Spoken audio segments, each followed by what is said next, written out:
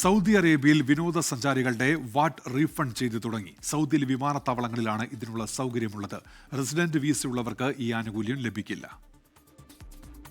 വിനോദസഞ്ചാരികൾ സൗദിയിൽ നിന്ന് വാങ്ങുന്ന സാധനങ്ങൾക്കടക്കുന്ന 15% മൂല്യവർദ്ധിത നികുതി അഥവാ വാറ്റാണ് തിരിച്ചു നൽകുന്നത്.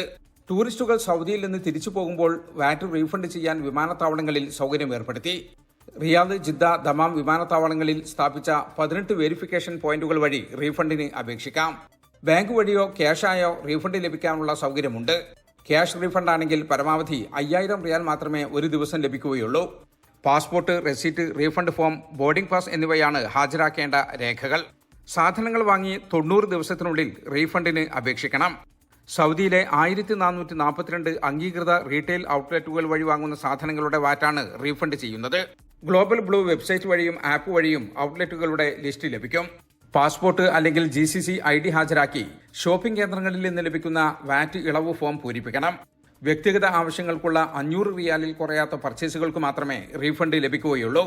താമസം, ഭക്ഷണം, യാത്ര, വിമാന ടിക്കറ്റ്, പുകയില, ഇന്ധനം തുടങ്ങിയവയുടെ വാറ്റ് റീഫണ്ട് ചെയ്യില്ല. 18 വയസ്സ് പൂർത്തിയായ വിദേശികളായ വിനോദസഞ്ചാരികൾക്കും GCC പൗരന്മാർക്കും വാറ്റിന് അപേക്ഷിക്കാം. സൗദി റെസിഡന്റ് വിസയുള്ള പ്രവാസികൾക്ക് ഇതിന്റെ പ്രയോജനം ലഭിക്കില്ല. ജലീൽ കണമംഗലം, 24, ജിദ്ദ.